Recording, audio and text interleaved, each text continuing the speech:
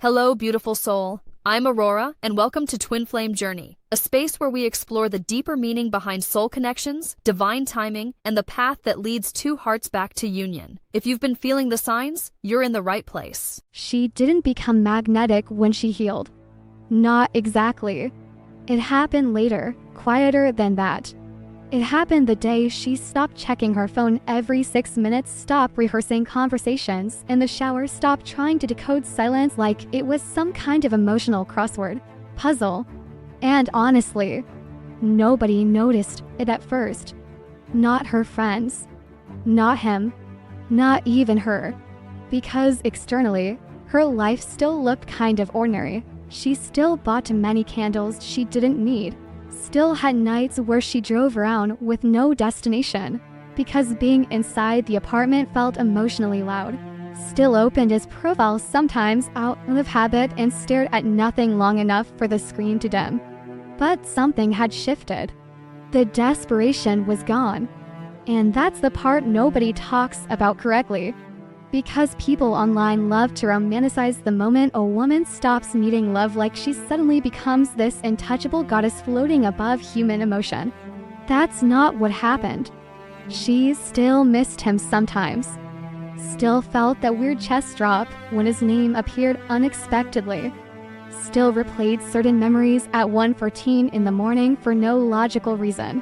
Still wonder if he ever sat in his car after work thinking about her the way she used to think about him.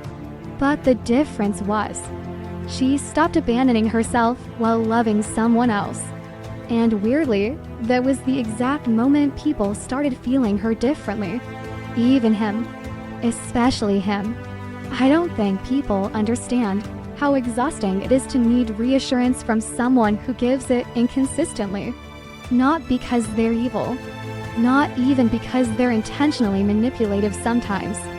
Just inconsistent enough to make your nervous system start living in survival mode without you realizing it. That's the scary part. You don't notice it immediately. At first, it just feels like love. Intense love. Complicated love.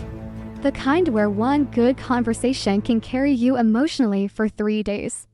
And one delayed reply can ruin your entire evening without you wanting to admit that out loud. I remember telling myself I was fine while refreshing a conversation thread over and over, like the messages were going to rearrange themselves into reassurance. 11:40 p.m. Scene 9:18 p.m. Nothing. And the embarrassing part is I wasn't even dramatic externally. That's what people don't see. I wasn't sending paragraphs. I wasn't calling repeatedly. I wasn't screaming, crying on the bathroom floor or every night like movies make it look. Sometimes emotional dependency looks very quiet.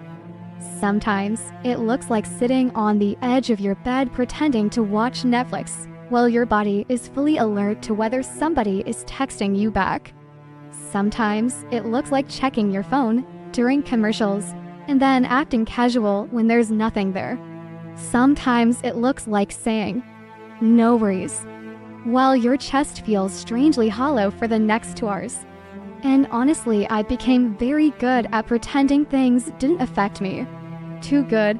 I could feel myself emotionally spiraling while simultaneously performing calmness. That combination is exhausting in a very specific way. Because your body knows you're distressed before your ego lets you admit it. Your appetite changes. Your sleep gets lighter. You start waking up at weird hours. You hear the notification sound even when your phone didn't vibrate. I did that constantly. Phantom vibrations. I'd reach for my phone in traffic at red lights and realize there was nothing. No message. No missed call. Nothing except my own anticipation embarrassing me again. And still, the moment he texted, relief would flood my body so fast it almost made me emotional. That's when I realized this wasn't just affection anymore. My emotional state had started depending on access to him. Not even him fully. Just access. Availability. Attention. Tiny confirmations that I still mattered today. Because some days he was warm. God, those days were dangerous. Those were the days he'd suddenly become emotionally present again.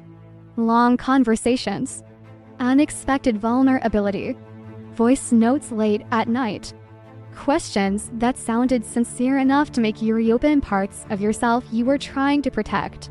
And the worst part, he probably meant it in those moments. That's what made it confusing. People always want one clean explanation. He never cared. He was using her. He was afraid. No, it's usually messier than that. Part of him cared deeply. Part of him liked closeness. Part of him genuinely missed her. And another part panicked whenever things became emotionally real for too long. So the pattern kept repeating. Closeness, warmth, relief, then distance. And every single time the distance happened, I acted like I understood it better than I actually did. He's just overwhelmed. He's stressed. He needs space. Maybe he did. But eventually I had to admit something uncomfortable to myself. I was becoming emotionally overworked trying to emotionally interpret someone who refused to consistently communicate what was happening inside them. That kind of hypervigilance changes you slowly. You become incredibly perceptive emotionally, but not in a peaceful way. You start monitoring tone shifts like survival cues. A shorter reply suddenly means something. A period at the end of a sentence means something. 4 hours of silence means something. Him viewing your story without responding means something. And maybe sometimes it didn't mean anything. That's the tragic part. But once your nervous system attaches meaning to inconsistency, your body stops waiting for facts. It reacts first. I remember being out with friends once. Everyone laughing. Music loud. Someone passing around fries at the table. And I was physically there. Smiling. Nodding. Participating enough to seem normal. But mentally, I was wondering why his energy changed after our last conversation. That was it. Not some huge betrayal. Not a breakup. Not a fight. Just an emotional shift I could feel but couldn't confirm. And it consumed my entire night. That's the kind of exhaustion nobody really sees. The private kind. The kind where your brain never fully powers down. Because emotionally you're always waiting for the next shift. I used to check my phone before my eyes fully opened in the morning. Not intentionally. My body just learned anticipation before consciousness even arrived. And if there was a message, relief, immediate relief. If there wasn't, I'd tell myself not to care while already caring. That contradiction becomes its own form of loneliness after a while. Because now you're not just emotionally dependent. You're also ashamed of it. I think that's why so many women become quieter during these experiences. Not weaker, quieter. Because admitting how deeply someone affects you feels humiliating when they're emotionally inconsistent. So instead, you minimize yourself. You say, "It's not a big deal," while replaying one sentence they said for 2 straight days. You say, "I don't even know if I like him that much."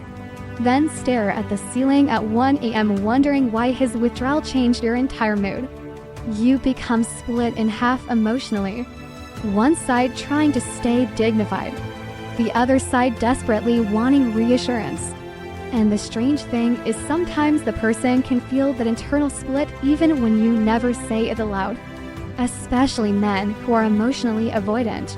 They notice the pull, the over-accommodation, the emotional monitoring, even if they don't consciously understand it. And sometimes, this is hard to admit, they start unconsciously depending on it too. Not because they're evil, but because being emotionally wanted can become comforting to people who are terrified of emotional responsibility. So the dynamic quietly becomes unequal. One person monitors the connection, The other person monitors their freedom inside the connection. And nobody says this part honestly enough. That imbalance drains the life out of the person doing all the emotional tracking. I remember one night specifically. It was raining lightly outside. Not dramatic movie rain. Just enough to make the streetlights blur against the windshield. I had driven to get groceries and ended up sitting in the parking lot for almost 20 minutes because I saw his name pop up earlier then disappear again. No message. Just typing bubbles. Then nothing. And I laughed. Actually laughed out loud alone in the car because suddenly the whole thing felt ridiculous. Not him. Not love. Me. Me sitting in a grocery store parking lot emotionally affected by 3 disappearing dots on a screen. I remember gripping the steering wheel thinking, what is happening to me? And immediately another voice answered internally, you're tired. Not heartbroken. Not spiritually awakened. Not transformed by destiny. Just tired. Tired of waiting emotionally. Tired of decoding silence. Tired of pretending inconsistency didn't hurt. Tired of acting emotionally low maintenance while internally shape-shifting to keep connection alive. And the weird thing is, even then, I still loved him. That's what makes these situations so psychologically confusing. You can recognize the exhaustion and still crave the person. You can understand the dynamic intellectually while emotionally remaining attached to the moments that felt safe. Because those moments were real too. That's what people outside the experience don't understand. The tenderness was real. The chemistry was real. The intimacy was real. But so was the anxiety. So was the waiting. So was the emotional imbalance. So was the slow erosion of self-trust that happens when someone becomes the emotional center of your internal world without fully holding you there consistently. And eventually, your body starts keeping score even when your mind keeps making excuses. That's when things begin changing. Quietly at first. Not empowerment. Not some dramatic transformation. Just exhaustion. Deep emotional exhaustion. The kind that makes a woman stop mid-scroll one night and realize, I don't even recognize who I've become while trying to be loved correctly. I think the scariest part wasn't that she loved him too much. It was how gradually she stopped acting like herself while loving him. Not in some dramatic movie way. Nothing obvious. It happened in tiny behavioral edits that would have looked harmless from the outside. She started rereading texts before sending them, then rereading them again. Not because she was manipulative. Not because she was playing games. Because she became afraid of sounding too much. Too emotional. Too available. Too honest. Too affected. And once that fear enters a relationship, something shifts quietly inside you. Love stops feeling spontaneous. It becomes strategy. I remember one night she typed out, I miss you. Simple. Normal. Human. Then stared at it for almost 4 minutes before deleting it completely. Not editing. Deleting. Because suddenly it felt dangerous to be emotionally transparent with someone whose emotional availability changed week to week. So instead she sent, how's your day been? Safer. Colder. More controlled. Less embarrassing. And the painful part is he probably never even knew a completely different sentence existed before that one. That's how these dynamics work. One person is having an entire invisible emotional experience, while the other person only sees the filtered version. That filtered version becomes exhausting to maintain after a while. Because eventually you realize you're no longer communicating naturally. You're managing perception, managing tone, managing timing, managing emotional exposure. I think she noticed it most in the pauses. Those strange little pauses before responding. Not because she was busy, because she was calculating. If I reply too fast, will he pull away? If I sound too affectionate, will he disappear again? If I bring up what hurt me, will he think I'm dramatic? That kind of self-monitoring slowly disconnects you from yourself. And weirdly, sometimes the other person can feel the inauthenticity without understanding where it's coming from. Because real emotional intimacy needs spontaneity. But she was becoming emotionally rehearsed. I remember she once left her phone face down on the kitchen counter on purpose because she didn't want him to think she was waiting for his message, even though she absolutely was. And that's such a humiliating kind of loneliness when you really think about it. Performing nonchalance while internally hoping for connection. Trying to appear emotionally self-contained while mentally orbiting someone all day. She'd tell her friends, "I'm just matching energy now." But privately, it didn't feel empowering. It felt sad, because half the time she wasn't matching energy. She was suppressing it.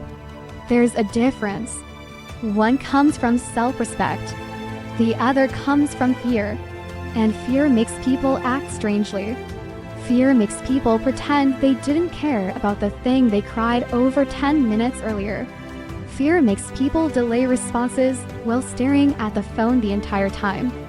Fear makes people say, "Haha, no worries," after spending the whole afternoon emotionally unraveling. I think that's what eventually broke her heart more than his inconsistency. It was realizing how much of herself she had started editing to keep the connection emotionally stable. She became emotionally bilingual. One language inside, another outside. Internally, why do I feel anxious every time you disappear after intimacy? Externally, hope works not stressing you out too much. Internally, you're hurting me. Externally, it's okay, I understand. And sometimes she did understand. That's what complicated everything. Because he wasn't always cruel. Honestly, sometimes he was incredibly tender. That's the part people oversimplify online. They want emotionally unavailable people to be cold all the time so the story feels easier. But real life isn't structured that neatly. Sometimes he'd look at her in a way that made her feel deeply chosen. Sometimes he'd say things softly that stayed in her head for weeks afterward. Sometimes he'd become unexpectedly vulnerable at 1 o'clock in the morning, and suddenly she'd feel all the walls between them disappear. And then, a day later, distance again. Like emotional whiplash, the human body doesn't process inconsistency well when attachment is involved, especially not intermittent affection. That combination can make people emotionally addicted without realizing it, because uncertainty intensifies attention. So she became hyper-attentive, not just to him, to herself, to how she was being perceived. I remember she changed the way she typed around him. Even punctuation. That's how deep it got. She stopped using long messages, stopped double texting, stopped asking direct emotional questions. Everything became compressed, controlled, as if emotional brevity could somehow protect her dignity. And honestly, part of her resented herself for it. There's a specific kind of grief that comes from realizing you no longer feel emotionally safe enough to communicate naturally, especially when you used to. Because in the beginning, she wasn't like that. In the beginning, she was softer, more spontaneous. She'd send random thoughts, voice notes, pictures of mundane things, clouds, coffee nugs, songs she liked while driving, little human offerings.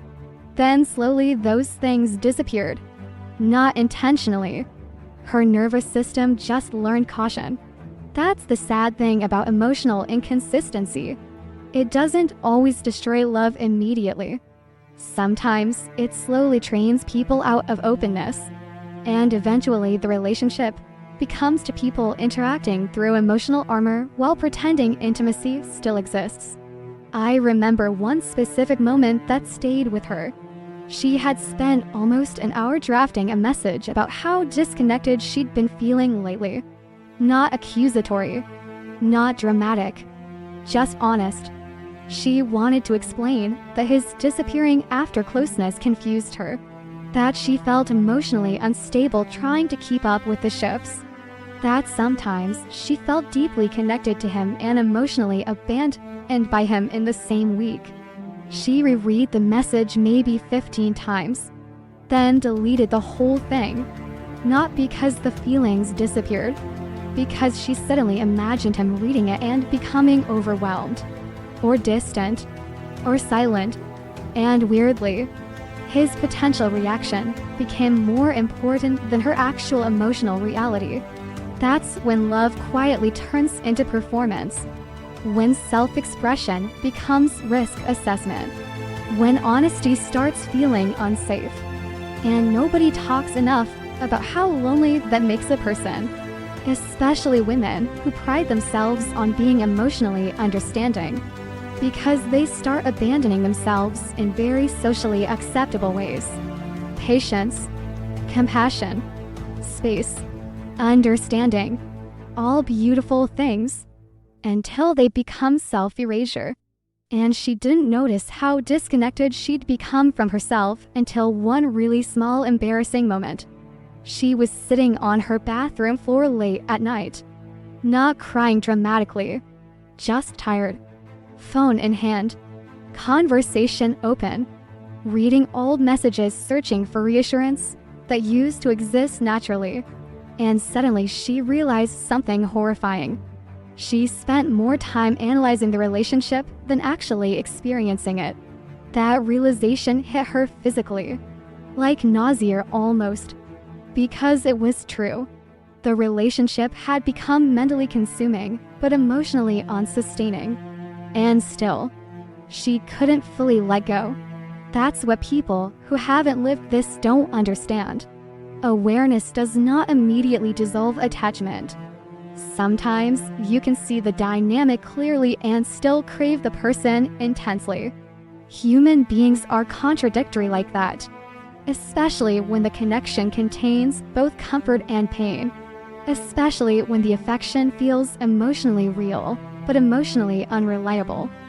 So she stayed longer than she should have emotionally, not because she lacked intelligence, because hope is persuasive, especially when someone gives you just enough intimacy to keep doubting your own hurt. And honestly, sometimes he probably noticed her changing. The quieter replies, the emotional restraint, the subtle sadness underneath her composure. But emotionally avoidant people often respond strangely when intimacy becomes emotionally loaded. Sometimes they move closer. Sometimes they retreat harder. Sometimes they sense your emotional exhaustion and panic, because now the connection feels fragile and real simultaneously. And sometimes they do absolutely nothing, not because they don't care, because they don't know how to hold emotional weight without feeling trapped by it. So both people continue performing versions of themselves. She performs being okay. He performs being unaffected. Meanwhile, the connection slowly suffocates under all the unspoken truth. And the most heartbreaking part, if you had asked her back then whether she was losing herself, she probably would have said no. Because externally her life still functioned. She went to work, answered texts, paid bills, met friends for dinner. But internally, she was shape-shifting constantly for love, monitoring, adjusting, softening, withholding, pretending, downplaying, until one night a quiet thought finally crossed her mind that she couldn't unhear afterward. If I have to keep editing myself this much to be loved by you, then who exactly are you loving? This is the part people usually don't want to admit out loud. Because once you say it honestly, it sounds ugly. Not evil, not monstrous, just painfully human. Some people feel safer when they are being needed, not loved equally. needed. There's a difference. And I think part of him felt emotionally secure when her attention kept reaching toward him. When she texted first. When she checked in. When she softened the tension after distance.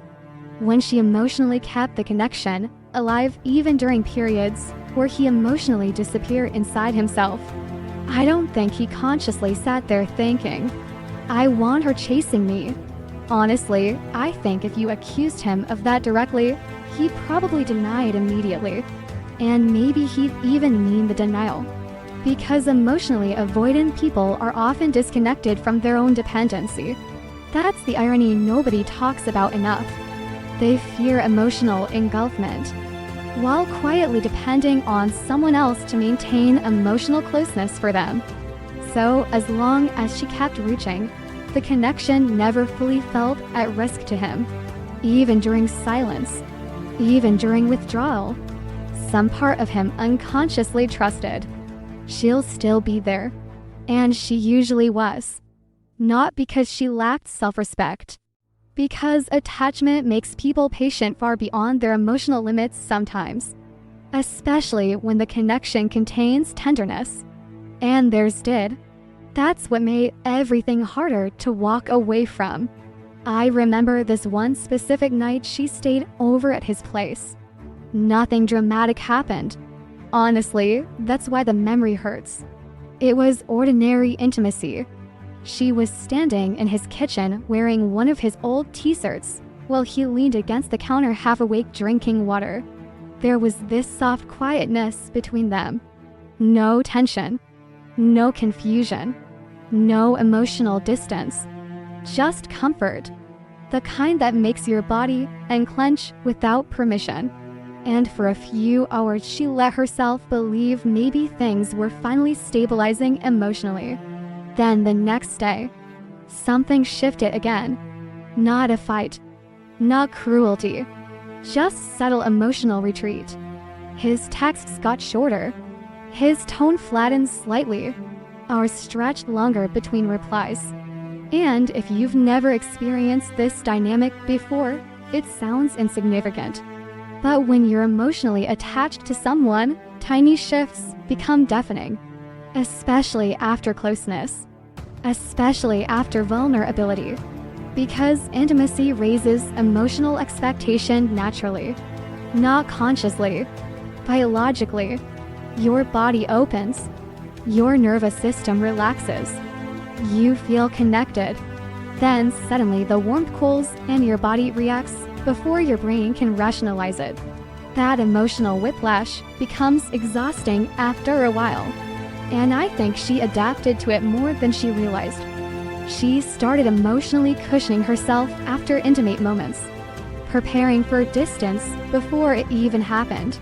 That's such a heartbreaking way to live if you think about it.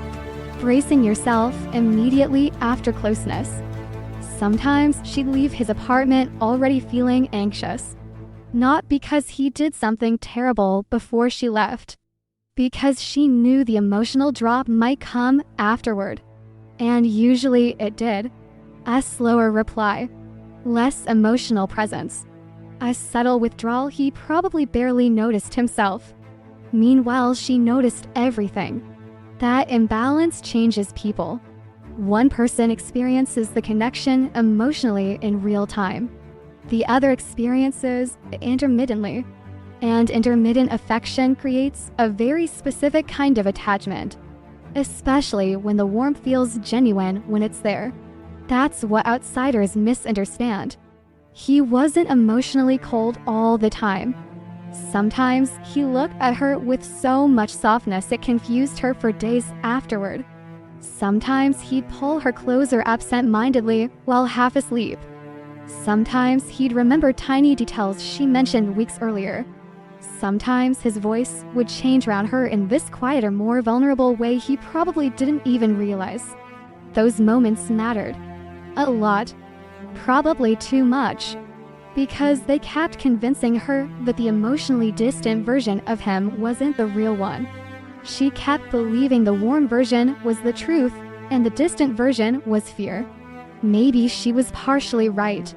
But eventually, it stopped mattering which version was more authentic. Both versions affected her. That's reality. And honestly, I think he felt her emotional dependence long before she admitted it to herself. Not in an arrogant way, just instinctively. People can feel when someone emotionally organizes themselves around them. They feel the attentiveness, the availability, the emotional responsiveness, especially men who struggle with emotional intimacy. At first, it feels comforting, safe, like having emotional access to someone without fully risking themselves equally. But over time, something strange happens. The more she needed reassurance, the less emotionally secure he became inside the relationship. Not because her needs were wrong, because pressure and intimacy started blending together inside him emotionally. And emotionally avoidant people often confuse being emotionally important to someone with being emotionally trapped by them. So sometimes, after moments of deep closeness, he'd disappear into himself almost automatically, not strategically, reflexively. And that's what made everything so psychologically messy, because she experienced his withdrawal as emotional abandonment, while he experienced her emotional closeness as overwhelming responsibility sometimes. Neither person fully understood the other's nervous system in real time. So both people silently reacted instead of communicating clearly. I remember one moment that explains this perfectly. She stopped texting first for a few days. Not as a manipulation tactic. She was tired. That's different. And at first nothing happened. No dramatic reaction. No immediate pursuit. Just silence. But then little things started appearing. Him watching her stories almost immediately after she posted. Random low-effort messages. Sending memes instead of actual emotional communication. Breadcrumb behaviors. Emotionally indirect contact. And honestly, that confused her even more. Because if he missed her, why not just say it? But some people struggle to communicate emotional need directly because vulnerability feels exposing. So instead, they circle connection sideways. They hover. They test access quietly. And I think part of him genuinely expected her to resume emotional pursuit eventually, because she always had before. Then something changed. Not dramatically. She just slowed down. Her responses became calmer, less emotionally loaded, less urgent, not cold, just no longer emotionally reaching into him trying to pull reassurance out. And that shift unsettled him more than she realized. You could see it in the strange little behaviors. More story views, more random check-ins, longer pauses during conversations, moments where he almost became emotionally honest then retreated again. It's strange how people sometimes feel safest when they have emotional distance from the very thing they fear losing. That contradiction lives inside a lot of men, honestly, especially emotionally avoidant ones. They want intimacy, then resent the vulnerability intimacy creates, then miss the intimacy after creating distance from it. It's emotionally confusing for everyone involved, especially the woman receiving mixed signals while trying to remain emotionally grounded. And the saddest part, sometimes she blamed herself for his inconsistency, as if loving him more carefully could finally stabilize him emotionally. So she adapted again, became softer, less demanding, more understanding. Meanwhile, internally, she was starving for consistency. That's the tragedy of these dynamics. The more emotionally deprived someone becomes, the more emotionally accommodating they often act, because they're unconsciously trying to preserve access to the connection. I remember she once saw his name pop up on her phone after nearly 2 days of distance. Her whole body reacted instantly. Heartbeat, adrenaline, hope. And she hated that reaction, not because hearing from him felt bad, because she realized how much emotional power the inconsistency had created. One text could emotionally restore her entire mood. That realization scared her quietly, because it meant she was no longer emotionally centered inside herself. She was emotionally reacting to him like weather, sunny one day, storming the next. And meanwhile, I think he was becoming more emotionally attached to, just differently, less consciously, less verbally, less consistently. That's the complicated truth nobody likes because it lacks valence. Sometimes he genuinely missed her while actively creating distance from her. Sometimes he wanted closeness and resented it simultaneously. Sometimes he pulled away, then immediately checked whether she was still emotionally there afterward. That's not maturity, but it is human. There's this moment I keep thinking about. He told her once, "I just need space sometimes." And she nodded like she understood completely. Maybe she partly did. But later that night, lying alone in bed, staring at the ceiling in the dark, another thought quietly surfaced underneath her compassion. Okay, but why does your need for space always become my emotional loneliness?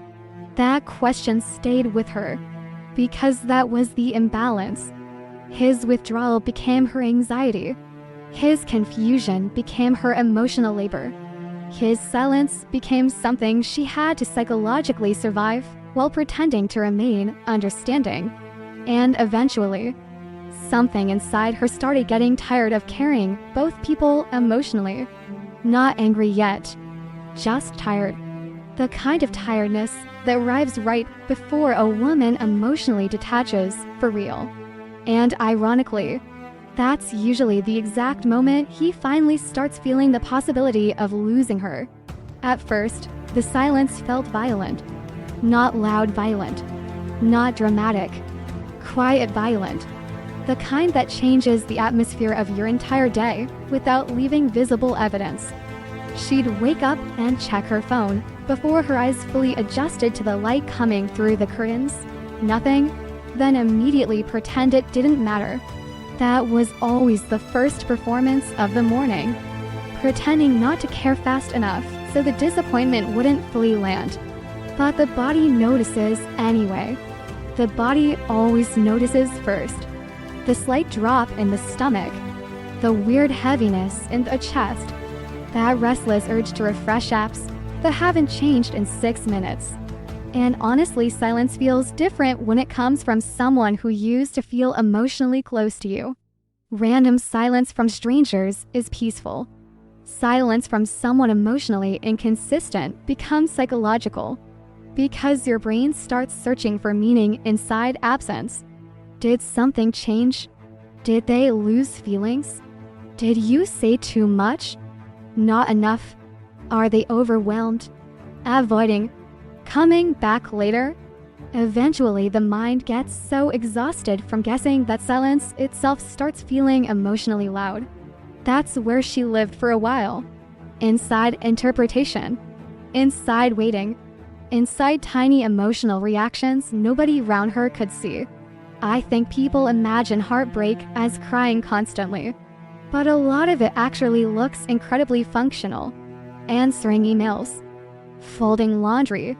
Buying groceries, laughing at dinner, then suddenly feeling emotionally shattered because his name still sits at the top of your pinned messages while the conversation itself has gone cold. That kind of grief is strange because it hides inside normal life. And at first, she fought the silence constantly, mentally, emotionally, physically.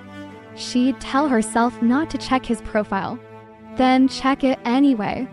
Tell herself not to reread old conversations, then end up scrolling upward at 1 a.m. searching for emotional evidence that the connection had once been real. Sometimes she'd replay voice notes just to hear emotional warmth in his tone again. Not because she was obsessed, because the nervous system clings to emotional familiarity long after logic starts questioning the relationship.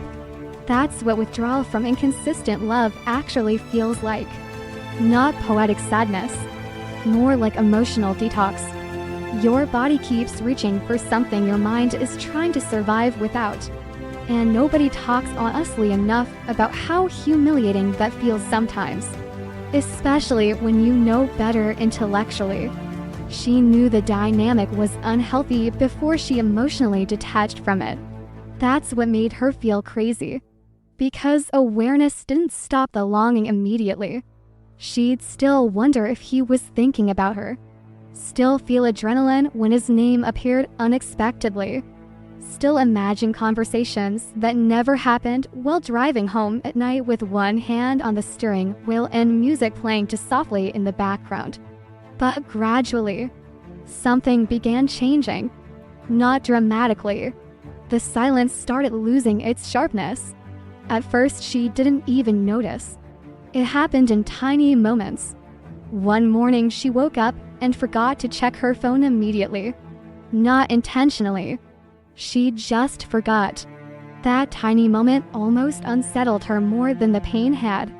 Because for months her body had been trained into emotional anticipation. And suddenly there was a crack in the pattern. Another night she realized she'd made dinner without mentally replaying their last conversation. Again small. But when someone has occupied your nervous system for long enough, small moments of mental freedom feel almost disorienting. And grief is strange that way. It doesn't leave cleanly. It flickers. Some days you feel almost peaceful. Then suddenly you hear a phrase someone else says in his tone of voice, and your chest tightens before your brain catches up. Once she heard a man laugh in a grocery store aisle and physically turn around, because for half a second she thought it was him. It wasn't. Still ruined her mood for an hour. That's how memory lives in the body.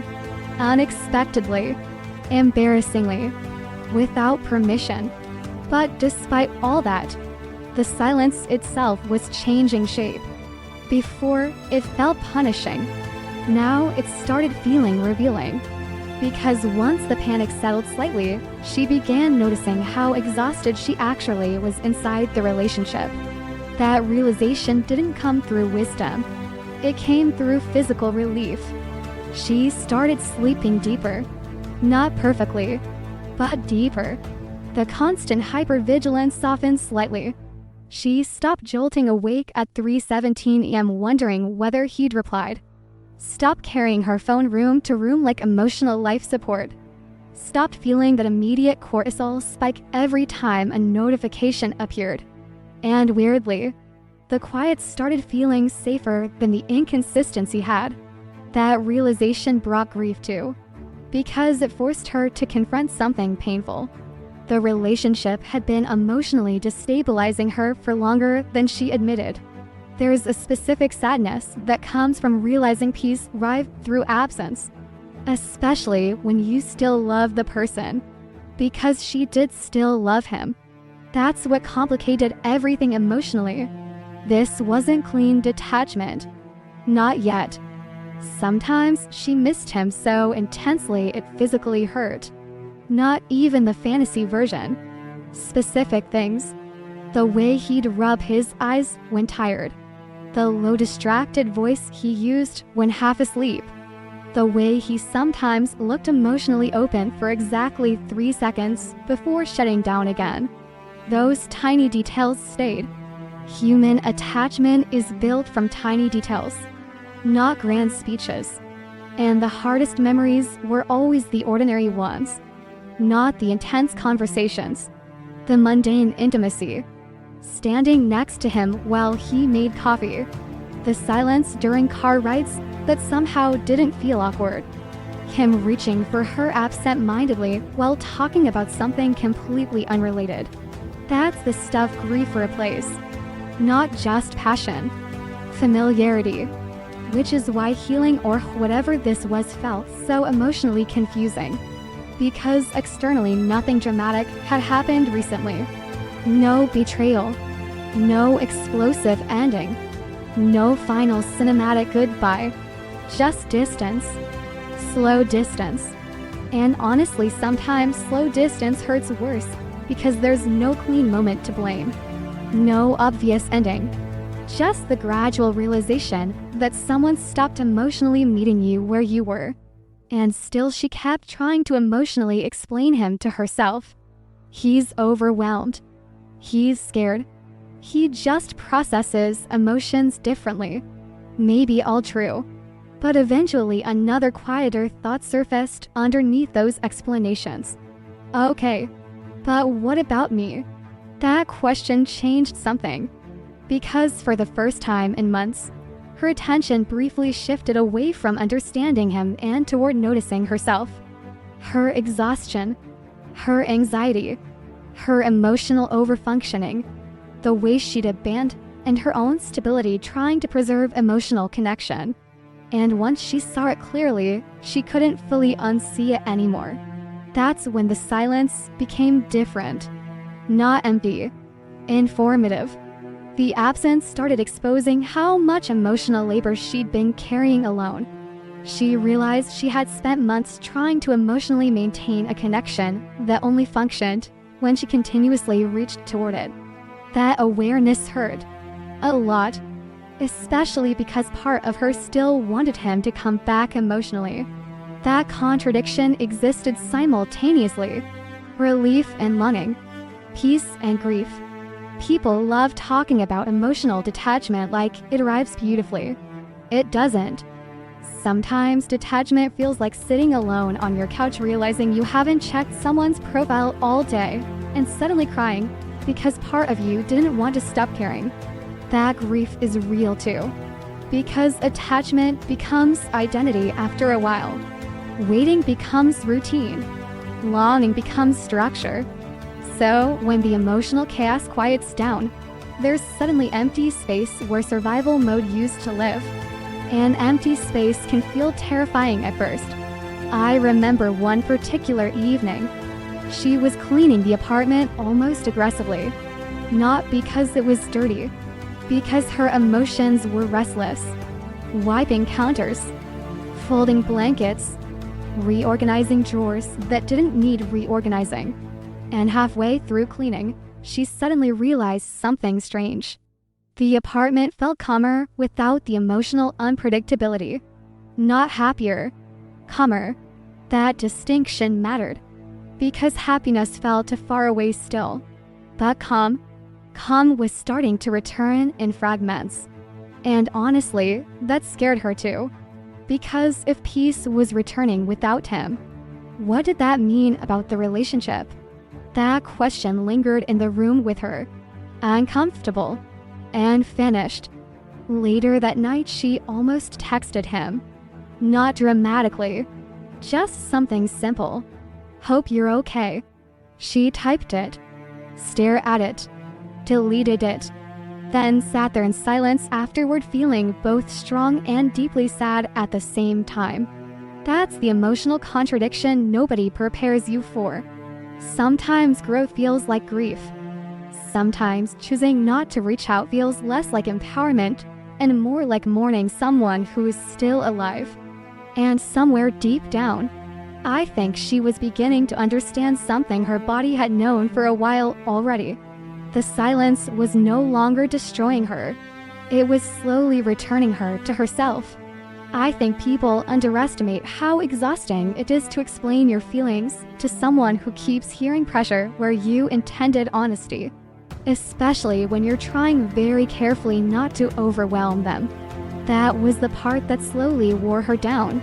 Not just the inconsistency, not just the silence, the constant emotional translating, rewording herself, softening herself, editing her pain into something easier to receive.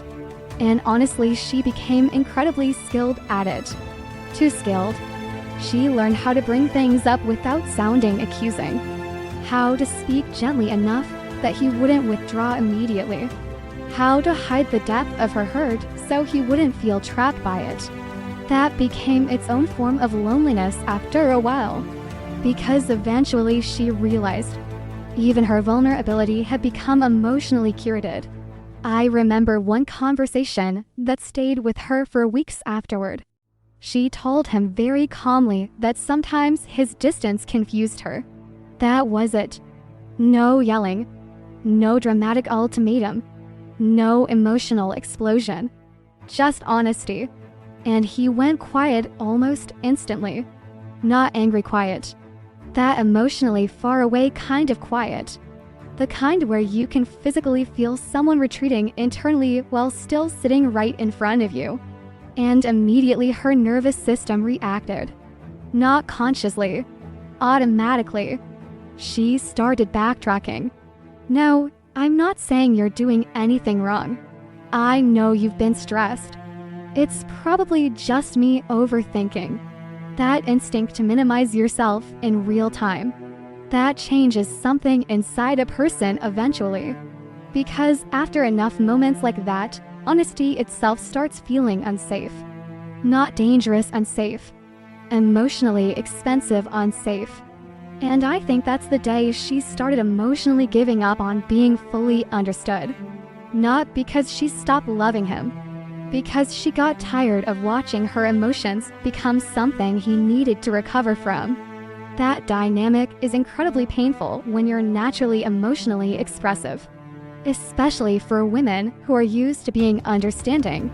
Because at first, understanding feels compassionate.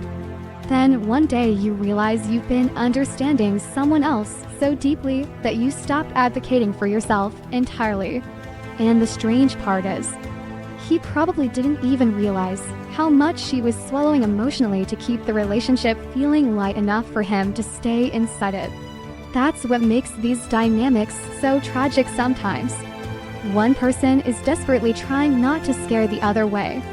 The other person only experiences the filtered version of the emotional reality. So he probably thought, she barely asks for anything. Meanwhile, internally, she was carrying entire unsaid conversations alone. I think that's why she became quieter before she became distant. People notice emotional withdrawal late. But silence usually begins internally first. She stopped bringing things up. Stopped asking questions she already knew would make him uncomfortable. Stopped trying to explain why certain behaviors hurt. Not because they stopped hurting. Because she started expecting emotional non-resolution. That expectation changes the body. You stop entering conversations openly. You enter them preparing for disappointment. Preparing to feel too emotional, too sensitive, too complicated. So eventually you stop speaking altogether. And honestly, some of the saddest moments weren't the fights. It was the moments where she consciously chose silence over vulnerability because she already knew how the interaction would probably end. There's one memory that feels painfully ordinary. They were sitting in his car at night after getting food. The windows were fogging slightly from the cold outside. Music low. Streetlights passing across his face every few seconds. And she almost said it. Almost told him, I feel lonely even when we're connected lately. The sentence sat in her throat for maybe 30 full seconds. Then she looked at him. Tired. Distracted. Emotionally somewhere else already. And she swallowed the words completely. Instead, she asked, Do you want fries? That moment devastated her later. Not because of the fries.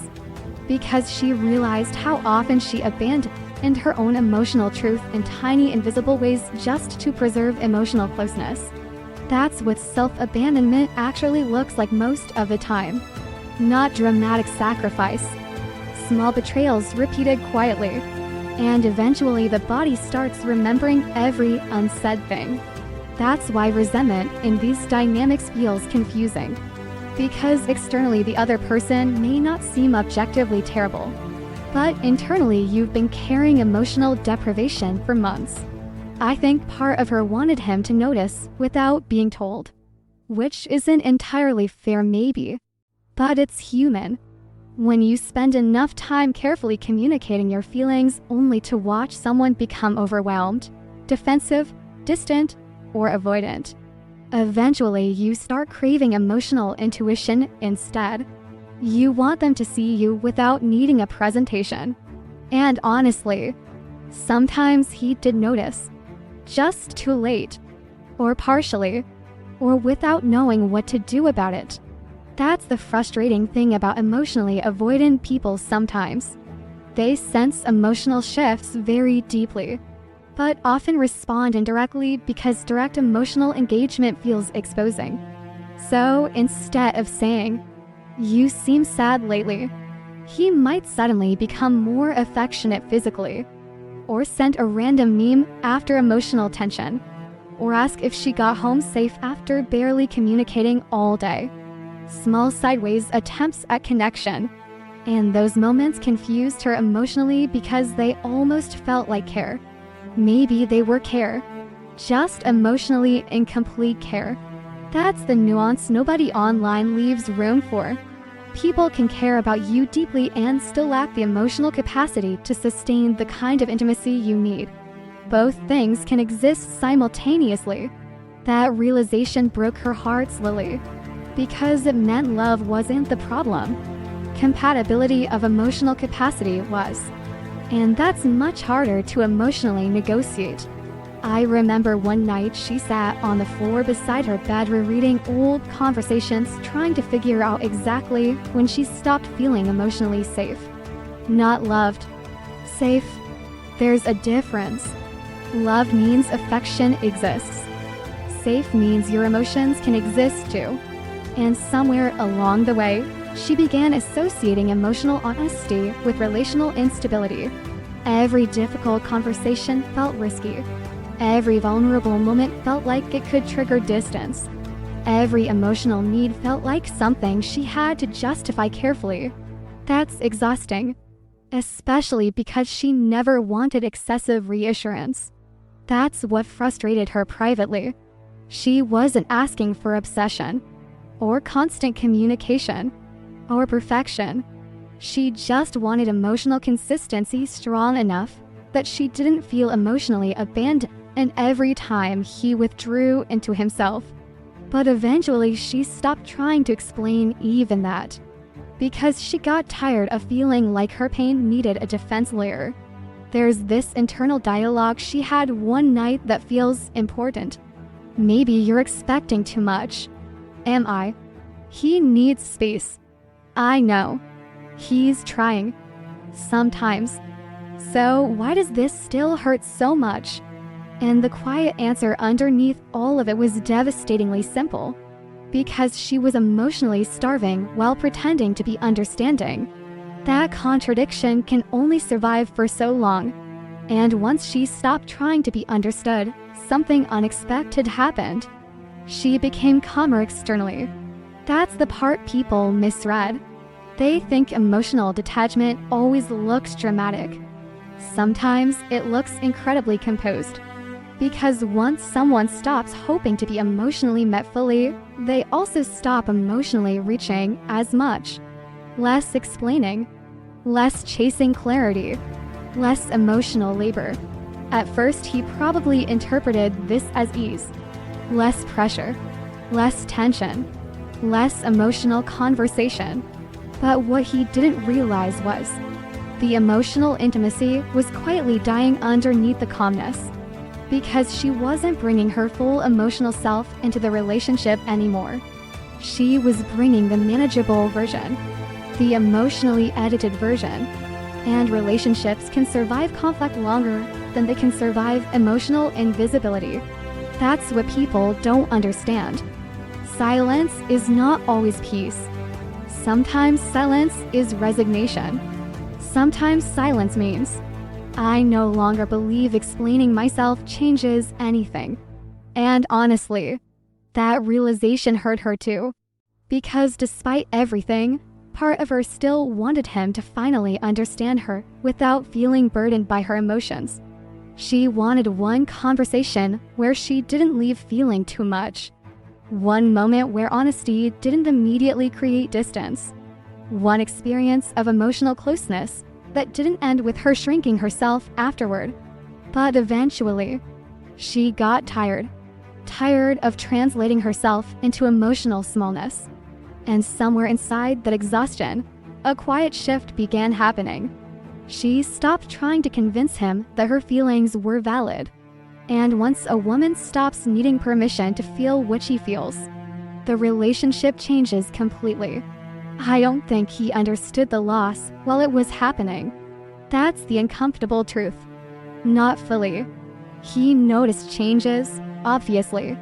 The quieter energy, the reduced emotional availability, the way she stopped reaching into every silence trying to repair it.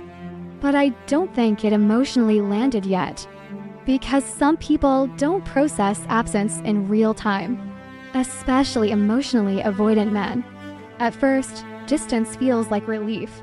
Not because they don't care, because emotional pressure finally goes quiet. No difficult conversations. No expectations to explain themselves emotionally. No feeling like someone is waiting for reassurance they don't know how to consistently provide. So initially, silence can feel peaceful to them. That's the part women misunderstand sometimes. She thought, if I stop reaching, maybe he'll finally realize what this connection means. But emotional realization doesn't always arrive immediately for people who suppress vulnerability. Sometimes the nervous system experiences relief first, then emptiness later. And usually the emptiness arrives quietly, not dramatically. At first, he probably just became more distracted. More work, more gym sessions, more scrolling, more random stimulation filling emotional space he didn't yet realize had become empty. That's another thing people rarely say in Esley. A lot of men don't emotionally process relationships through conversation. They process through absence, through disruption of routine, through missing familiarity, through tiny missing comforts that suddenly start echoing louder than expected. And their relationship had become deeply woven into his nervous system, whether he admitted that or not. Her presence existed everywhere, in habits, in timing, in emotional rhythm. Even her emotional availability had become a form of comfort he unconsciously relied on. He just didn't understand that while she was still offering it freely. I remember this one image that always stayed with me. Him sitting in his car after work at night, engine off, phone in his hand, not texting her, just staring at the conversation thread, that weird masculine stalemate, missing someone while simultaneously resisting the vulnerability of reaching toward them. People romanticize masculine regret too much online. They make it sound poetic. It's usually messier than that. More ego, more confusion, more avoidance. Sometimes he'd think about texting her for 30 straight minutes and still not do it. Not because he didn't care, because now there was emotional risk attached. Before, she emotionally carried the connection forward. Now, he could feel the possibility that she might not emotionally receive him the same way anymore. That changes things psychologically, especially for someone who unconsciously relied on her consistency. I think that's why men like this often begin processing loss through indirect behaviors first. Watching stories, revisiting old conversations, checking online status accidentally on purpose, typing messages, deleting them. Tiny emotionally hesitant movements, not grand declarations. That's fantasy. Real regret usually looks much more awkward, more human. I think one of the first times he truly felt it was something incredibly small. He saw something during his day that reminded him of her, and realized he no longer had automatic emotional access to her reaction. That sounds insignificant until you live it. But intimacy is built from accumulated tiny access points. Memes, inside jokes, random observations. Look at this moments. When those disappear, the nervous system notices. Suddenly, ordinary life feels quieter in a strange way. And I think that's when confusion started creeping in for him. Because emotionally avoidant people often associate space with freedom. until the space becomes emotionally irreversible. Then suddenly freedom starts feeling lonely. There is a difference between wanting distance and experiencing disconnection. One feels relieving, the other feels grief strangely delayed.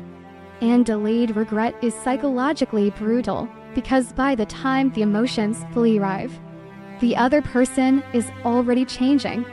She was becoming calmer, more grounded, less emotionally dependent on his attention, not perfectly detached, but different.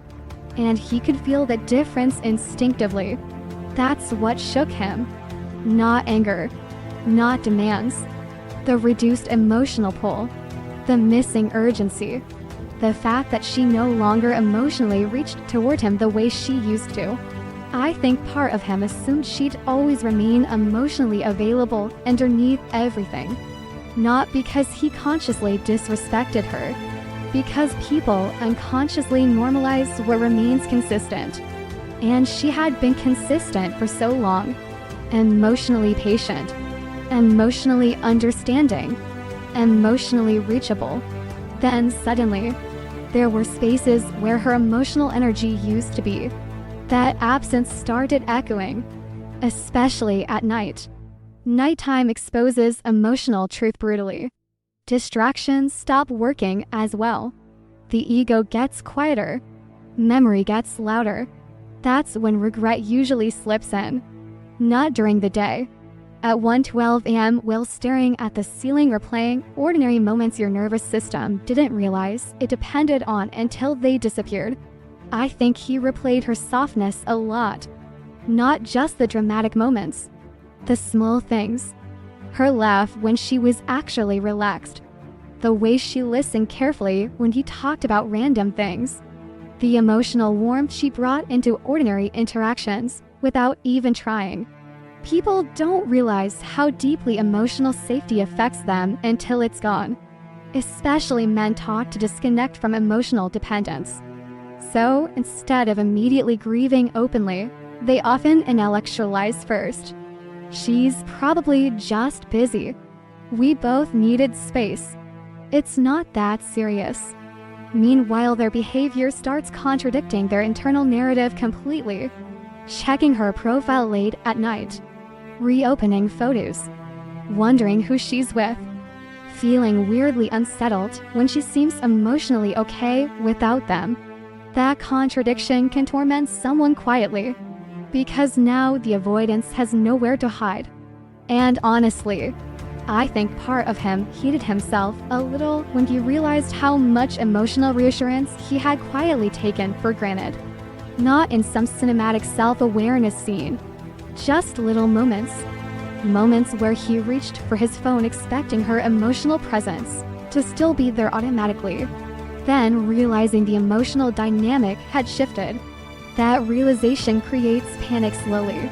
Not explosive panic. Subtle panic. The kind that leaks into behavior. Random check-ins. Emotionally vague messages. Sudden curiosity. Indirect attempts to reconnect without fully exposing vulnerability. Because masculine regret often arrives tangled with ego. That's the difficult truth. He missed her, but also feared rejection now. He wanted access to her warmth again, but didn't know whether he still deserved it. And honestly, sometimes he probably didn't even fully understand what he was feeling. That's important too. Not all emotional avoidance is calculated cruelty. Sometimes it's emotional underdevelopment colliding with real attachment, which creates confusing behavior, like missing someone deeply while still delaying contact, or wanting intimacy while resenting emotional responsibility, or thinking about her constantly while pretending externally nothing changed. There's this internal dialogue I imagine happened at least once. Do you miss her? Yeah. Then call her. I don't know. Why? Because the real answer was simple. Part of him feared vulnerability. Part of him feared accountability. Part of him feared discovering she was no longer emotionally waiting the same way. And another quieter part. Probably feared how real his feelings would become if he stopped avoiding them. That's the irony of emotional avoidance. The longer someone suppresses attachment, the heavier it often becomes internally, especially once the other person stops chasing. Because pursuit creates emotional distance, but absence creates reflection. And reflection is dangerous for people who avoid emotional depth through distraction. I think the moment it fully hit him wasn't dramatic either. It rarely is. Maybe she responded politely, but differently one day. Maybe her energy felt calmer. Maybe she no longer sounded emotionally fragile around him. Something subtle shifted, and suddenly he realized she was no longer emotionally orbiting him. That realization can destabilize avoidant men more than emotional confrontation ever did, because now they lose the emotional control created by distance. Before, his withdrawal still generated emotional pursuit from her. Now, the emotional equation changed. And once that happens, regret finally has room to arrive fully. Not because she manipulated him, not because she played games, because her emotional dependence faded enough for him to finally experience the actual emotional weight of her absence without the comfort of knowing she'd immediately bridge the distance again. That's when masculine grief often begins. Late, quiet, awkward, full of unsent messages and delayed realizations. And tragically, sometimes by then, the woman is already learning how to survive without the emotional connection she once begged to keep alive. The strange thing is, she didn't become colder overnight. That's what people assume when a woman starts emotionally pulling back. They imagine some dramatic transformation, some clean moment where she suddenly knows her worth and walks away emotionally untouched. That's not what happened here. It was slower, messier, way less graceful. Honestly, part of her still wanted him constantly. That's what made the shift so emotionally confusing. She missed him, while simultaneously feeling exhausted by him. She wanted closeness, while dreading the emotional instability that usually followed it. Some nights she still stared at his name in her phone longer than she wanted to admit. But now there was another feeling mixed into the attachment. Fatigue. Not temporary frustration. Deep emotional fatigue. The kind that changes how accessible your heart becomes. And eventually, her nervous system stopped responding to him with the same immediate openness it used to. Not because she planned it. Because repeated disappointment creates hesitation naturally. The body learns.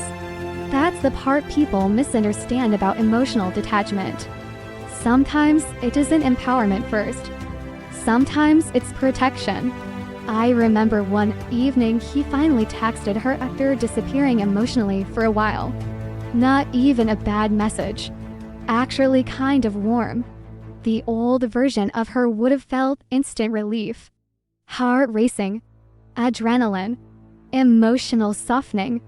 And some of that still happened. But underneath it now was something new. A pause. Not strategic. Instinctive. Like her body was asking, is this safe again? Or just temporarily comforting? That hesitation changed everything. Because before, she emotionally opened automatically. Now part of her stayed guarded even when she didn't want to. And honestly, that made her sad too. People talk about becoming emotionally unavailable like it feels powerful. Sometimes it feels heartbreaking, especially when you remember how naturally loving you used to be before survival instincts entered the relationship. She noticed it in tiny moments first. She stopped rereading his messages obsessively, stopped dropping everything emotionally every time he reappeared, stopped building her entire mood around his attention. But the shift wasn't clean. That's important. Sometimes she ignored his messages for an hour not because she was busy, but because she needed time to regulate her emotions before responding. Sometimes she wanted him to feel uncertainty too, and admitting that made her feel ugly internally. Because she wasn't trying to become manipulative. She was just tired of being the only one emotionally exposed all the time. There's a difference. But emotionally, those lines can blur when someone has hurt you repeatedly without fully meaning to. I think that's what complicated her healing most. He wasn't a villain. If he had been cruel all the time, detaching probably would have been easier. But he wasn't. Sometimes he was deeply gentle. Sometimes emotionally present in ways that felt incredibly real. Sometimes he looked at her with a softness that made her question all her doubts. And then, distance again.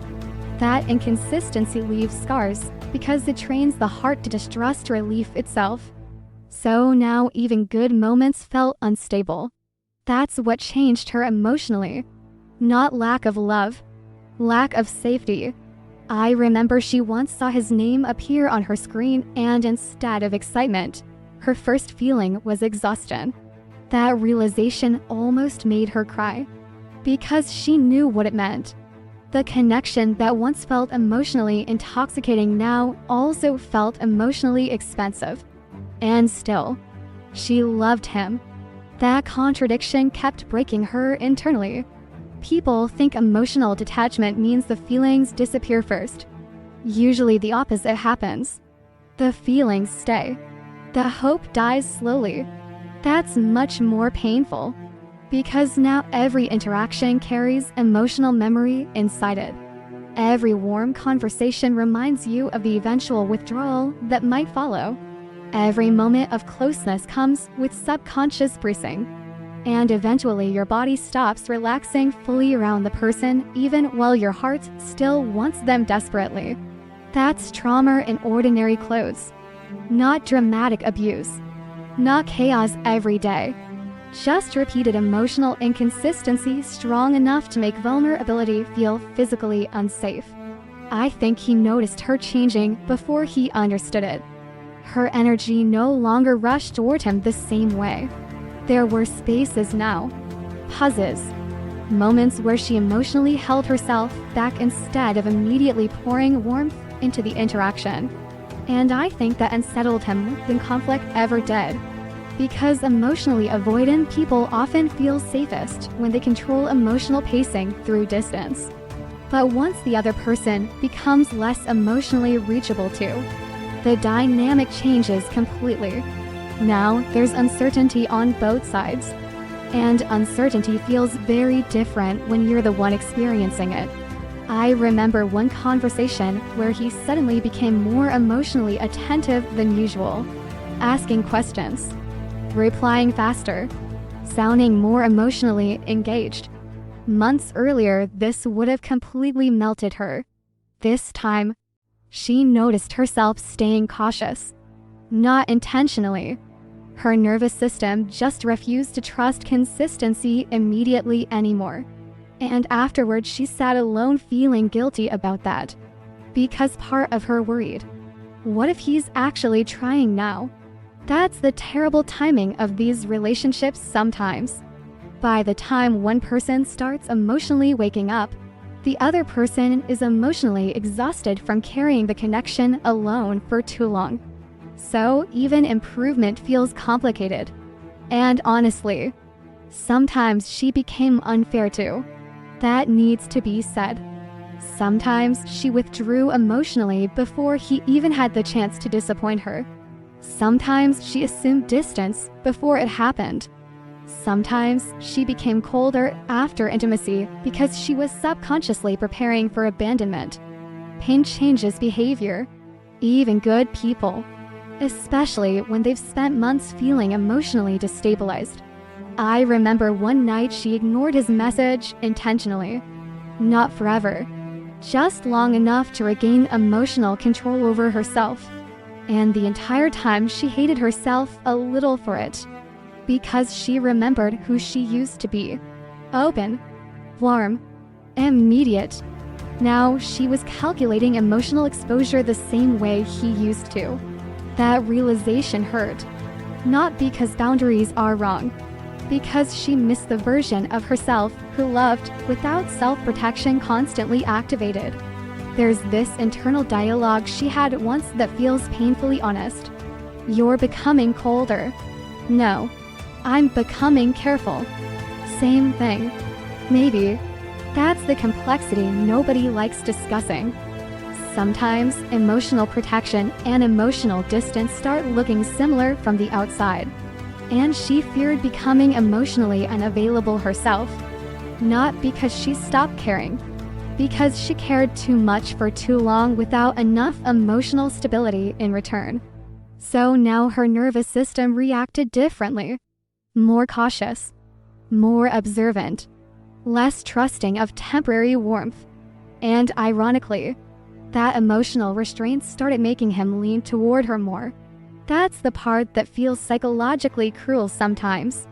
When she stopped overextending emotionally, he became more emotionally aware of her absence, more attentive, more curious, more emotionally reactive to her distance. But by then she wasn't emotionally starving the same way anymore. Still attached? Yes. Still affected? Absolutely. But no longer willing to emotionally collapse every time he disappeared into himself. That's a huge shift. And honestly, it confused him. Because now she wasn't fully accessible emotionally. Not unavailable. Just no longer endlessly open regardless of how inconsistent the connection became. There were limits now. Quiet ones. The kind formed through exhaustion rather than empowerment speeches. And men feel that shift instinctively. Especially men who unconsciously relied on a woman's emotional availability to stabilize the connection. I think that's when he started realizing something he never had to confront before. Her love had not been automatic. It had been effort. Continuous emotional effort. Patience. Softness. Understanding. Reaching. Repairing. And now that effort was fading. Not dramatically. Quietly. And quiet emotional withdrawal is terrifying because there's no clear moment to argue with. No explosion. No villain. No obvious ending. Just warmth slowly disappearing from places where it once lived naturally. That kind of loss sneaks up on people, especially men who confuse emotional consistency with permanence. And meanwhile, she was sitting alone some nights grieving the fact that protecting herself now required withholding parts of her softness. That grief is real too, because she never wanted to become harder to reach emotionally. She became that way because loving him openly had started hurting her nervous system. And eventually the body makes decisions the heart keeps trying to negotiate against. The strange thing is, her body started healing before her heart agreed to let go. That confused her more than anything, because emotionally, she still missed him, still thought about him randomly, still had moments where she almost reached for her phone out of habit and emotional longing. But physically, something was changing, quietly. And honestly, she didn't notice it at first because nobody teaches you to pay attention to the nervous system after inconsistent love. People teach you to analyze emotions, to interpret relationships, to intellectualize attachment. But the body tells the truth much earlier sometimes. Her body had been surviving him long before her mind admitted how exhausted she was. That's what she eventually realized. Not surviving him as a person, surviving unpredictability, surviving emotional whiplash, surviving the constant anticipation, surviving the way her entire internal state became dependent on emotional access to someone who kept drifting in and out psychologically. That does something to the body over time, even when the relationship looks relatively normal externally, especially then. Because nobody validates your exhaustion when there's no obvious catastrophe. No screaming. No cheating scandal. No dramatic betrayal. Just inconsistency. which sounds small until your nervous system spends months trying to adapt to it. I remember she used to wake up already tense. Not emotionally, physically, jaw tight, chest heavy, mind already scanning for emotional updates before she even left bed. Her first conscious thought most mornings wasn't, "How do I feel today?" It was, "Did he text?" That's not love anymore at some point. That's emotional surveillance. And the body keeps score of that kind of vigilance. Even small things changed around her. She stopped listening to certain songs because they overstimulated memory. Stopped enjoying nighttime because nighttime meant overthinking. Stopped fully relaxing during silence because silence used to mean emotional uncertainty. Her nervous system had become trained to anticipate emotional shifts constantly. And anticipation is exhausting. More exhausting than grief sometimes. Because grief at least allows collapse. Anticipation keeps the body alert. Always waiting. Always scanning. Always bracing slightly. I think the first major sign appeared through sleep. One night she realized she had slept through the entire night without waking up to check her phone. That sounds insignificant. It wasn't. For months her body had been functioning like someone emotionally on call. Half resting, half monitoring, and suddenly, something loosened. Not fully, not permanently, but enough for her to notice. Then appetite returned slowly too. That surprised her. She hadn't even realized how disconnected she became from hunger cues while emotionally consumed by the relationship. She used to drink coffee instead of eating, forget meals, feel nauseous after emotional interactions, lose her appetite entirely after periods of silence. Then one afternoon she caught herself cooking while singing quietly to herself without thinking about him for almost an hour. And afterwards she actually cried. Not because she missed him, because she realized how absent from herself she'd been.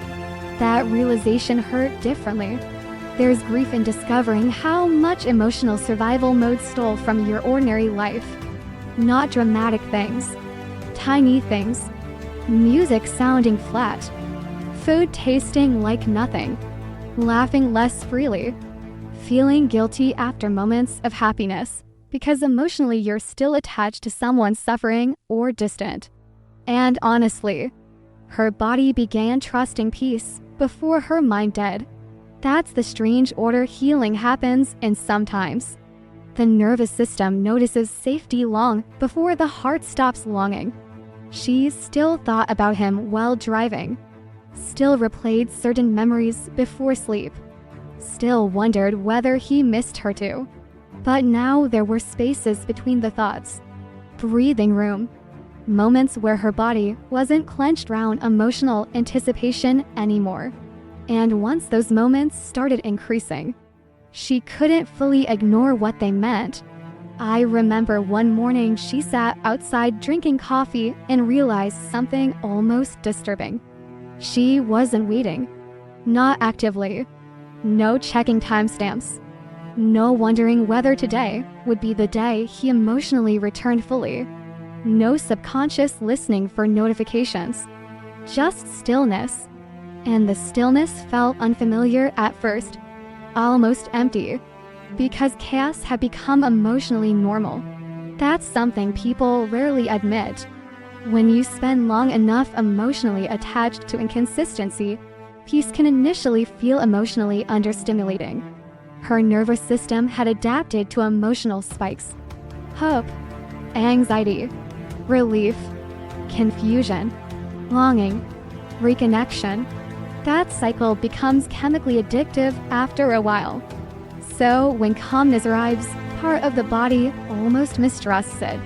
There were nights she actually missed the emotional intensity even while knowing it hurt her. That contradiction embarrassed her privately, because intellectually she knew the relationship destabilized her.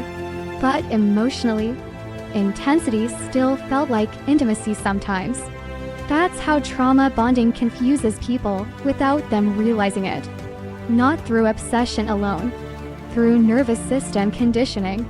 I remember she once received a message from him unexpectedly after several quiet days. And something fascinating happened. Her body no longer exploded with adrenaline the way it used to.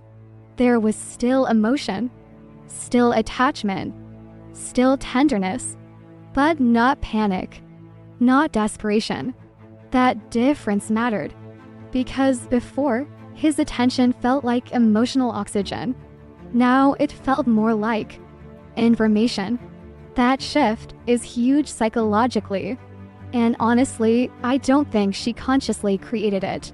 Her nervous system simply became too exhausted to sustain hypervigilance forever. Eventually, the body chooses survival over attachment, even when the heart protests. And there were other strange changes too. She started laughing more naturally with friends again, started listening during conversations instead of mentally drifting toward him constantly, started walking slower, sleeping deeper, breathing differently. The body softens when it no longer feels emotionally hunted by unpredictability. That's real, not spiritual, biological. I think one of the saddest realizations came while she was folding laundry one night. Completely ordinary moment. TV playing softly in the background.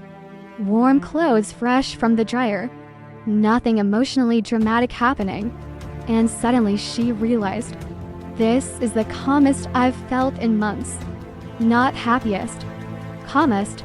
That distinction stayed with her, because happiness still felt complicated. She still missed him sometimes, still carried grief, still felt emotional ache in random waves. But calm had returned to her body before joy did. And honestly, that's probably what saved her. Not empowerment, not detachment quotes, not pretending not to care. Regulation.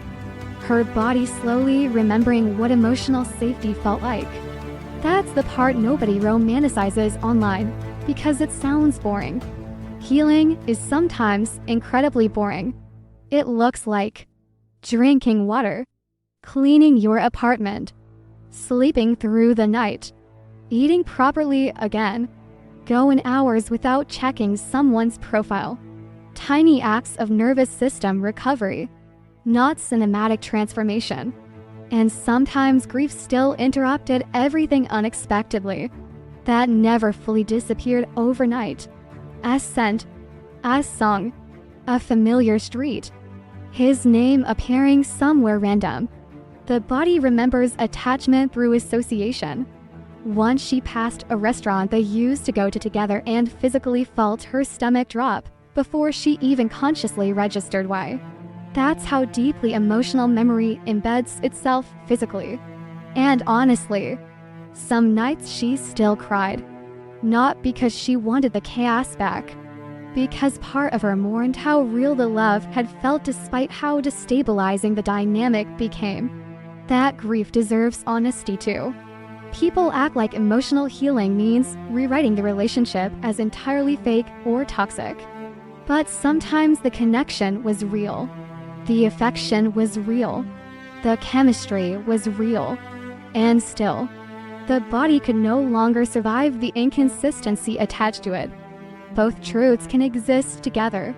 That complexity haunted her for a while, especially because part of her still wanted him emotionally, just not at the cost of herself anymore.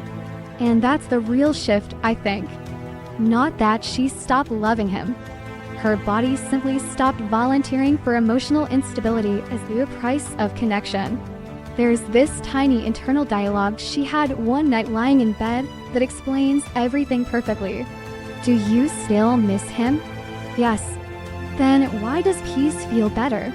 And after a long silence, the quiet answer finally came. Because my body got tired of surviving someone I loved. The strange thing is, he didn't fully feel her absence when she physically stepped back.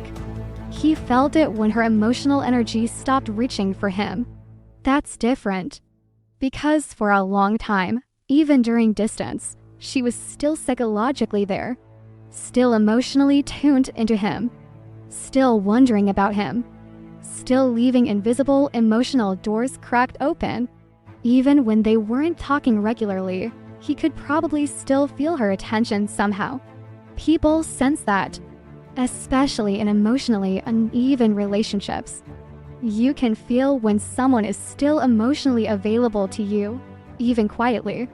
And for a long time, she was. Even through exhaustion, even through hurt, even through confusion, part of her remained emotionally turned toward him. Then gradually, something changed. Not dramatically. She just stopped emotionally chasing connection inside herself.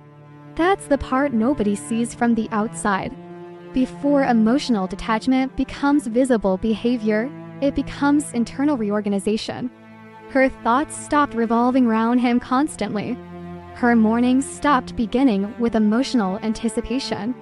Her entire nervous system stopped waiting for emotional crumbs like survival depended on them. And once that happened, his absence finally had space to become real. Because now her emotional energy was no longer buffering the distance between them. That's when he started feeling it. Not through punishment, not through manipulation, through contrast. The warmth he unconsciously relied on wasn't automatically there anymore. And honestly, I don't think he expected that shift to affect him so deeply. At first, he probably interpreted her calmness as temporary. She's just pulling back. She needs time. She'll come round. But emotional availability creates invisible structure inside relationships. And once that structure disappears, people start noticing how much emotional support they quietly depended on. Even emotionally avoidant people. Especially them sometimes. I think it hit him first in mundane moments. That's usually how grief works. Not through dramatic revelations. Through ordinary emptiness. Like reaching for his phone after something funny happened and realizing he no longer knew whether sending it to her would feel natural. Or sitting alone at night and noticing how emotionally quiet everything felt without her presence filling the spaces. Or hearing a song she used to love and immediately thinking of her before forcing himself to change it halfway through. Tiny moments. But grief accumulates through tiny moments. That's what breaks people slowly. And I think part of him genuinely tried not to feel it at first. More distractions. More rationalizing. More emotional compartmentalization. That's common. Especially for men taught to process vulnerability privately. So instead of saying, "I miss her," it comes out sideways. Restlessness, irritability, random sadness at strange times, checking her social media repeatedly while pretending it means nothing. I remember one specific image that feels painfully accurate. Him opening her profile late at night. Not liking anything, not messaging, just looking, trying to gather emotional proximity without risking actual vulnerability. That behavior says so much honestly, because if he truly didn't care, he wouldn't need silent access to her existence. But emotionally avoidant people often want connection without emotional exposure. So they hover, observe, linger, disappear again. And the tragic thing is, sometimes by this stage, the woman has already started emotionally leaving for real. Not because she stopped loving him, because she stopped surviving through him. That difference changes everything. I think what unsettled him most was how emotionally grounded she started seeming. Not performatively healed, not cold, just less emotionally desperate for his attention. And once desperation disappears, the dynamic changes completely. Because now he can no longer rely on emotional imbalance to keep distance feeling safe. Before, he unconsciously knew, she still wants me emotionally. Now, uncertainty entered his side too. And uncertainty feels very different when you're finally the one experiencing it. I think men like this often confuse emotional stability with emotional permanence. They assume the emotionally understanding woman will always emotionally remain there because she always has before. But exhaustion changes attachment eventually. And when her energy changed, he felt the contrast immediately. Her replies became calmer, less emotionally loaded, less anxious beneath the surface. She no longer reached for reassurance constantly because her nervous system stopped depending on him for regulation the same way. That's huge. And honestly, I think part of him mistook her emotional availability for something automatic. Until it disappeared. That's when people realize emotional labor was happening the whole time. Not loud labor, quiet labor, the remembering, the checking in, the softening of tension, the emotional patience, the continuous effort to keep closeness emotionally alive. Once that effort fades, relationships feel startlingly different, even if conversations still technically continue. I remember one interaction that captures this perfectly. He sent her something funny one evening. Months earlier, she would have responded immediately, warmly, playfully, eagerly extending the conversation. This time she replied kindly, but lightly, no emotional reaching underneath it. And afterward, he kept reopening the conversation, not because anything bad happened, because something felt missing. That's how emotional absence works sometimes. It's not hostility, it's reduced emotional gravity. And people absolutely feel when someone stops emotionally revolving around them, especially if they unconsciously depended on that attention to feel emotionally secure without admitting it. There's this internal dialogue I imagine happening inside him more than once. Do you miss her? Yeah. Then why not just tell her? Because what if it's too late now? That fear changes behavior, especially for emotionally avoidant men. Because now the emotional power dynamic feels different. Before, vulnerability risked temporary discomfort. Now it risks rejection. That's much harder psychologically. So instead of direct honesty, many men retreat into indirect behaviors again. Watching, checking, hovering emotionally at the edge of reconnection. And honestly, sometimes they convince themselves the connection still exists exactly the same way because emotionally accepting loss feels unbearable. Until reality interrupts the fantasy. Maybe she stops responding the same way. Maybe she sounds genuinely peaceful. Maybe she no longer emotionally collapses during silence. That's when grief fully enters. Not because she became cruel, because she became emotionally self-contained enough that he could finally feel the actual weight of losing access to her softness. And softness is what people miss most in the end usually. Not intensity, not drama. Softness, the emotional warmth, the attentiveness, the way someone made ordinary life feel emotionally safer. I think that realization devastated him more than he expected. Because by the time he truly understood her value emotionally, she was no longer trying to convince him to see it. That's the tragic timing of these dynamics. Women often emotionally detach slowly and invisibly while still physically present. Men often emotionally realize the attachment later once the emotional atmosphere has already changed. So now, he was grieving someone who technically still existed, but no longer emotionally reached toward him the same way. That kind of grief feels incredibly strange, especially because there's no obvious ending to blame. Just emotional distance solidifying quietly over time. I think he started replaying memories differently too. Not idealized fantasies. Specific moments. Her sitting in the passenger seat laughing at something stupid. The way she looked at him when she felt emotionally safe. Her warmth after long days. The emotional steadiness she tried so hard to offer him even while quietly falling apart internally. Memory becomes cruel once regret enters.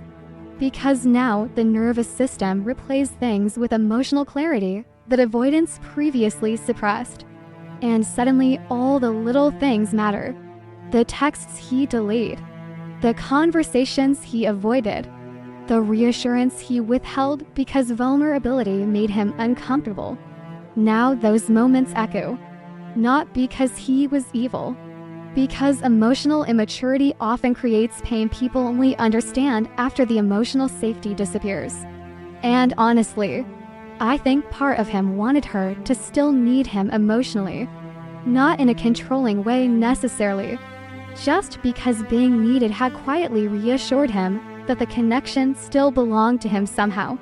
But now she was changing, finding calm without him, finding emotional rhythm without constant access to him. And once a woman stops emotionally centering someone, the shift becomes impossible to ignore. That's when masculine regret often becomes fully conscious. Not during the relationship, not during the chasing, during the silence afterward. When he realizes her love had been holding far more of the emotional connection together than he ever understood while he still had access to it. I think people misunderstand what changed in her. She didn't become emotionless. She didn't suddenly transcend human attachment and float into some perfectly healed state where nothing affected her anymore. Honestly, some nights she still missed him so much it caught her off guard. Not dramatically, quietly, while washing dishes, while sitting in traffic, while hearing a song she forgot belonged to that chapter of her life. Grief became less constant, but more specific, and somehow that hurt differently, because now the feelings arrived without chaos attached to them. Just memory, just ache, just the strange sadness of loving someone who emotionally couldn't meet you where you needed to be met consistently. That kind of grief lingers, especially when nobody was entirely evil. I think that's what made moving on so emotionally complicated. There was no clean villain, no obvious betrayals she could point at and use as emotional fuel. Just two nervous systems colliding in painful ways. To people wanting intimacy while triggering each other's deepest fears around it. That's much harder to hate. And honestly, part of her never fully stopped understanding him. Even after everything. Even after the inconsistency, the silence, the emotional withdrawal after closeness. Part of her still saw the frightened humanity underneath it. That's what made the detachment feel sad instead of triumphant. Because she knew he cared, just not in a way her nervous system could safely survive forever. That realization took months to fully accept. Not intellectually, physically. Her body had to learn it slowly. And eventually, something subtle shifted inside her. She stopped trying to earn consistency through self-abandonment. That's the real change. Not that she stopped wanting love. Not that she stopped longing sometimes. Not even that she stopped loving him completely. She stopped negotiating her emotional stability away just to maintain connection. And honestly, that shift wasn't glamorous. People online make it sound empowering in this polished cinematic way. Real life looked more like crying less often, but feeling lonelier sometimes. Going to bed without checking his profile. Resisting the urge to send "I miss you" texts at 12:43 a.m. Learning how to sit inside emotional discomfort without immediately reaching toward him for relief. That's not mystical transformation. That's emotional withdrawal. And emotional withdrawal hurts, especially when love still exists underneath it. I remember one night she almost called him, not because something bad happened, because something good happened, and that was somehow worse. She got exciting news at work. Her first instinct was to tell him. That automatic emotional reflex was still there, For a few seconds, she even smiled, reaching for her phone, before reality settled back into her body. Then came the pause. That painful pause where memory collides with acceptance. And suddenly she realized the person she instinctively wanted emotional closeness with was also the person who made emotional closeness feel unstable. That contradiction sat heavily in her chest for a long time. Because attachment doesn't disappear just because awareness arrives. Sometimes the heart keeps reaching toward what the nervous system has finally learned to fear. That's the real battle. Not love versus hate. Love versus self-preservation. And honestly, some days she still lost that battle internally. Some nights she reopened old conversations. Some mornings she still wondered whether he missed her too. Some moments she still romanticized the tenderness and temporarily forgot the emotional cost attached to it. Healing is not linear. That phrase gets overused online, but it's true. There were days she felt completely peaceful. Then one tiny thing reopened the ache. A familiar cologne passing by in public. His birthday appearing on the calendar unexpectedly. Seeing a couple laughing together in the exact casual way they used to. Grief hides inside ordinary life. But despite all that, she stopped begging emotionally. And begging doesn't always look obvious. Sometimes emotional begging looks like over-explaining your feelings to someone emotionally unavailable. Or constantly making yourself easier to love. Or shrinking emotional needs down into tiny acceptable pieces, hoping this version of you finally feels safe enough to stay loved. She stopped doing that. Gradually, painfully, she stopped translating herself into emotional smallness. And once she stopped abandoning herself inside love, people started experiencing her differently. That's the irony. Not because she became manipulative. Not because she started playing games. Because desperation disappeared. There's a certain emotional frequency people carry when they're terrified of losing connection. You feel it in the overthinking, the overgiving, the emotional overfunctioning, the constant reaching. And when that energy finally quiets, something changes. Her presence became calmer, more grounded, less emotionally pleading beneath the surface. Even her silence changed. Before, silence felt anxious. Now sometimes it felt peaceful. Not always, but enough. And I think he felt that shift deeply. Probably deeper than she realized. Because once a woman emotionally detaches from needing reassurance constantly, the relationship mirror changes completely. Now, he can no longer unconsciously rely on her emotional availability to stabilize the connection. Now, he had to confront his own feelings without her constantly emotionally bridging the distance for both of them. That's uncomfortable, especially for emotionally avoidant people. I think part of him genuinely missed the version of her that emotionally reached toward him more openly. But another part of him probably never realized how much pain created that version. That's the tragedy. People often miss the devotion after exhausting the person who carried it. And honestly, sometimes she missed that version of herself too. The softer version. The emotionally fearless version. The woman who could love openly without constantly monitoring emotional safety. There's grief in realizing certain experiences changed your nervous system permanently. Not ruined it. Changed it. Now she noticed inconsistency faster. Now her body reacted differently to emotional withdrawal. Now part of her stayed emotionally observant even during intimacy. That's what happens after loving someone who felt both safe and unsafe simultaneously. You become more careful with your heart. And carefulness feels lonely sometimes.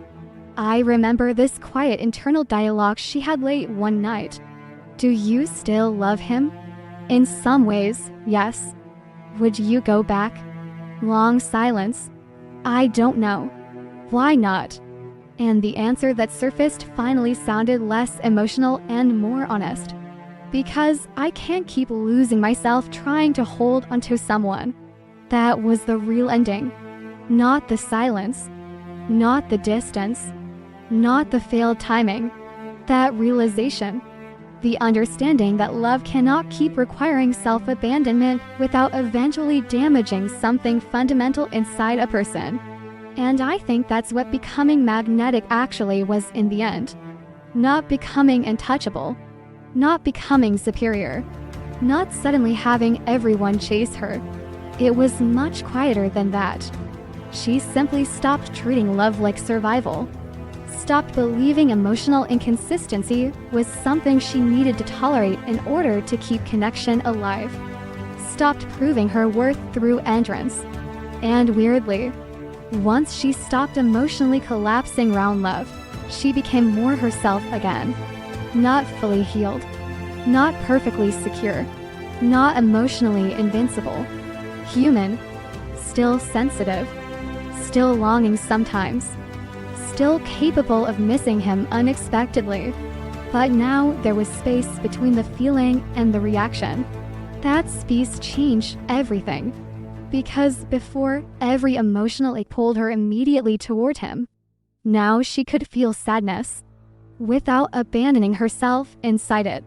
That's emotional maturity, honestly. Not becoming cold. Not becoming detached from love. Remaining connected to yourself while loving someone. And maybe that was the lesson underneath all of it. Not never love deeply. Not never trust again. Just don't disappear inside your love for someone else. Because when a woman finally stops begging for emotional consistency, when she stops shrinking herself to stay emotionally chosen, when she finally understands that peace matters too, something shifts in her presence that people can feel immediately. Not because she became less loving, because her love stopped coming from fear. Thank you for spending this moment with me. If this message resonated with your soul, remember to subscribe and continue this journey with us here on Twin Flame Journey. And always remember, what is meant for your soul will always find its way back to you. Until next time, beautiful soul, trust the journey.